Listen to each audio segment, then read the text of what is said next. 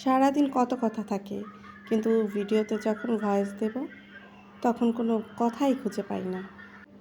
আজকে 2 দিন সফরের পর আমার জনাব আসছে বাসায়, আর নিয়ে আসছে কিছু মিষ্টি। জনাবের এই হলো তার বাহানা, কিভাবে একা একা ট্যুর দিয়ে আসবে আর বাসায় এসে আমাকে হলো মিষ্টি দিয়ে খুশি করে দেবে। 3 রকমের মিষ্টি আনছে।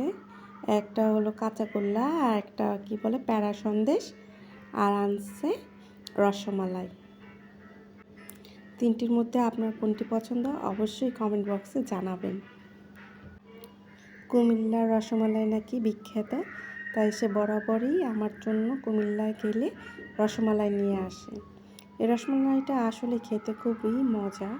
এইটা কুমিল্লা আর চিটাগাংয়ের যে একটা সংযোগ স্থল আছে ওইখানে পাওয়া যায়। ওইখানে যাওয়ার পথে পড়ে, ওইখান থেকেই নিয়ে আসে। বরাবরই সে চিটাগাং যায়, আমার জন্য এটা নিয়ে আসে, আর আমি খুবই ভালো লাগে, তাই এটা বেশ মজা করে খাই। ভাবলাম আজকে আপনাদের সাথে শেয়ার করি। কার কেমন লাগে জানাবেন। এতগুলো মিষ্টি দেখে ভেবেন না যে আপু আবার বেশি বেশি করে মিষ্টি খায়। আমি আসলে এতগুলা খাবো না। এখানে আমি আমার জনাবের জন্য নিয়ে নিতেছি আমার ছেলের জন্য, মাহিনের জন্য এক বাটিতে, আর আরেক বাটিতে নিয়ে নিব আমার জন্য। এই বাটিটা মাহিনের, এটাতে একটু ঝোল বেশি দেব কারণ ওই রসটা খুব পছন্দ করে। আরেকটা বাটি নিব আমার জন্য।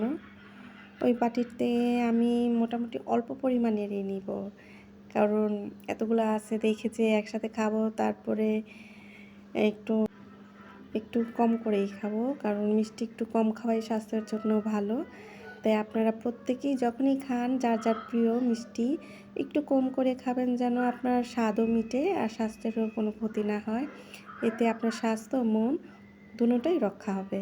বাই বাই, আল্লাহ হাফেজ। সবাই ভালো থাকবেন আর পাশে থাকবেন।